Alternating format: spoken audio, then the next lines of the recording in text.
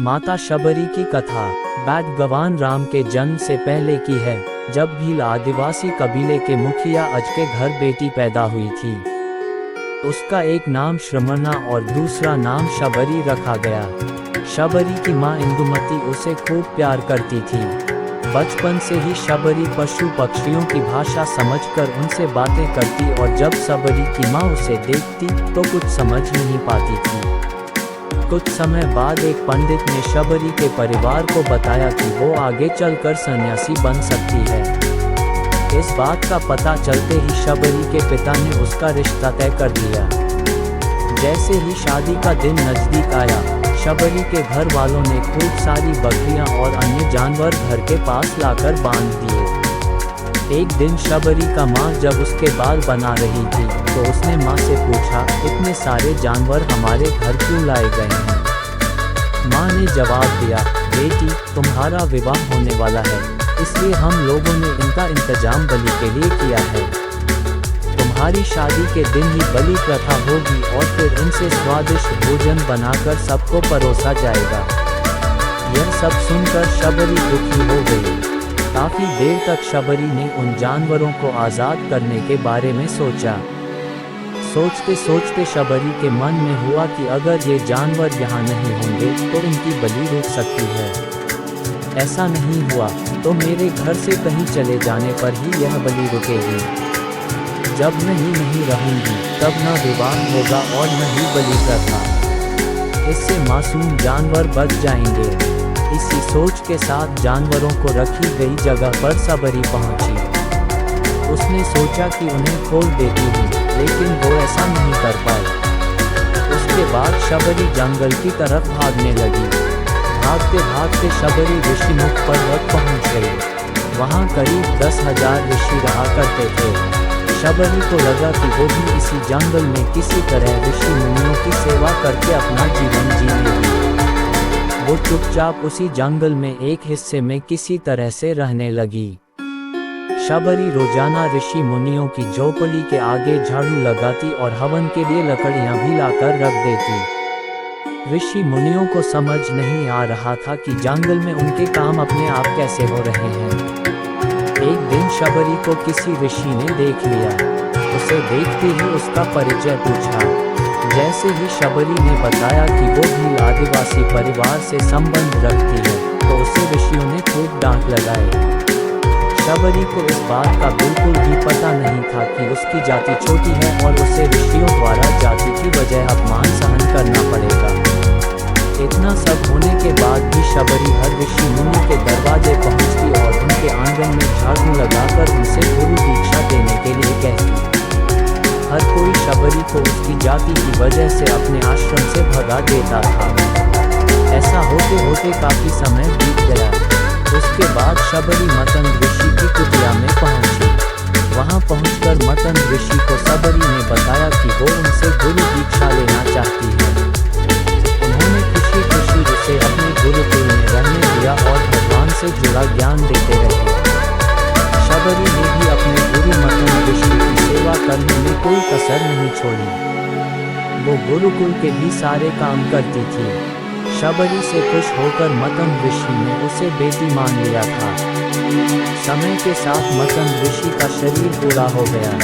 उन्होंने एक दिन शबरी को अपने पास बुलाया और कहा, बेटी मैं अपना देह त्यागना चाह रहा हूँ। बहुत साल हो गए इस शरीर में रहते रहते। शबरी ने दुखी मन से कहा, आपके ही सहारे मैं इस जंगल में रह पाई हूँ। आप ही चले जाएंगे तो मैं जीकर क्या करूँगी?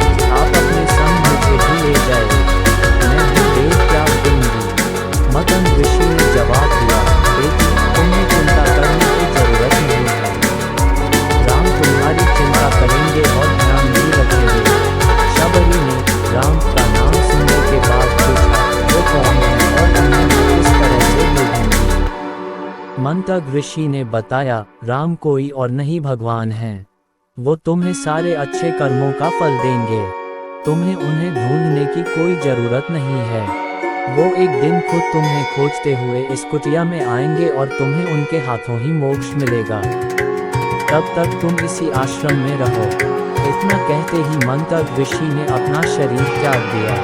शबरी के मन में मंतग ऋषि के जाने के बाद से एक ही बात थी कि भगवान राम स्वयं उससे मिलने आएंगे। वो रोज भगवान राम से मिलने के लिए बाग से अच्छे अच्छे फूल लाकर पूरा आश्रम सजाती और भगवान के लिए बेर तोड़कर लाती। भगवान के लिए बेर चुनते हुए शबरी उन्हें चख लेती थी ताकि भगवान को सिर्फ मीठे बेर ही दे।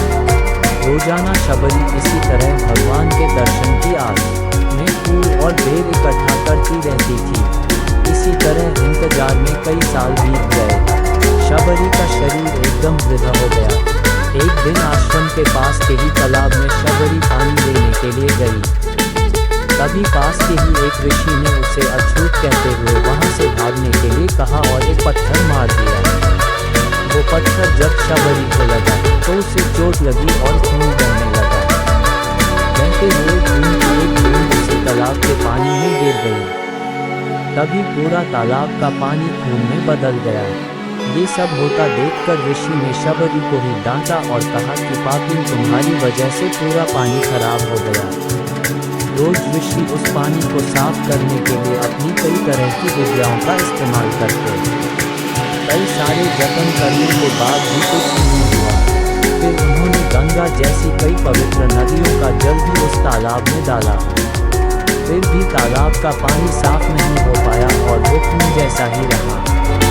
कई सालों तक तालाब के पानी को साफ करने की कोशिश के बाद भी कुछ काम नहीं आया तो ऋषि ने पकड़कर सब कुछ छोड़ दिया। उस घटना के कई सालों के बाद भगवान राम अपनी पत्नी सीता के हरण के बाद उन्हें ढूंढते हुए उसी तालाब के पास पहुंचे। ऋषि मुनियों ने उन्हें पहचान लिया। भगवान को वहां देखकर ऋषियों ने तालाब का पानी साफ करने के लिए भगवान को अपने पैर उसमें डालने के लिए कहा, लेकिन पानी जैसे का तैसा ही था। ऋषि मुनियों ने भगवान से भी कई अन्य जतन करवाए, लेकिन वो पानी जस का तस खून जैसा ही रहा। तब भगवान ने ऋषियों से पानी के रक्त में बदलने की कहानी पूछी। तब ऋषि ने शबरी को पत्थर मारने वाली सारी बात बता दी। उसके बाद कहा कि वो महिला ही अपवित्र है, छोटी जाति है, इसलिए ये सब हुआ है। उसी वक्त भगवान राम ने कहा, ये सब आप लोगों के खराब वचनों से हुआ है। शबरी को इस तरह के शब्द बोलकर आप लोगों ने उसे नहीं बल्कि मेरे दिल को घायल किया है। इसी घायल दिल के रक्त का प्रतीक यह तालाब का लाल पानी है। आगे भगवान राम बोले, कहाँ है वो माई, मैं उनसे मिलना चाहता हूँ। तब तक शबरी उसी तालाब के पास पहुँच जाती हैं। इस दौरान शबरी के पैर को ठोकर लगती है और कुछ धूल उस तालाब में गिर जाती है। तभी सारा पानी साफ हो जाता है। भगवान सबसे कहते हैं कि देखिए, आप लोगों ने क्या कुछ नहीं किया, लेकिन पानी साफ नहीं हो पाया। अभी सिर्फ इनके पैर की थोड़ी सी धूल ने ही तालाब का पानी साफ कर दिया। भगवान राम को शबरी पहचान चुकी थी। उन्हें प्रणाम करके शबरी ने कहा, भगवान आप मेरे साथ कुटिया में चलिए। भगवान भी खुशी खुशी शबरी के साथ चल पड़े। फूलों से शबरी ने भगवान राम का स्वागत किया। वो सीधे बेर तोड़ने के लिए भाग गई और चक चक कर उनके लिए बेर लेकर आई। उन्होंने बड़े ही प्यार से भगवान राम और उनके भाई लक्ष्मण को बेर दिए। भगवान राम ने भी उतने ही प्यार से उन बेर को खाना शुरू किया। तभी बेर देखकर मुंह बनाते हुए लक्ष्मण ने कहा, भैया ये बेर जूठे हैं, इन्हें आप कैसे खा सकते हैं? भगवान ने जवाब दिया, लक्ष्मण ये जूठे नहीं बल्कि बहुत मीठे हैं। शबरी माई हम सबके लिए वे बहुत प्यार से तोड़कर लाई हैं। इतना कहकर भगवान राम प्यार से उन बेर को खाने लगे। भगवान ने जाते हुए शबरी माई से कहा, आप मुझसे जो चाहे वो मांग सकती हैं।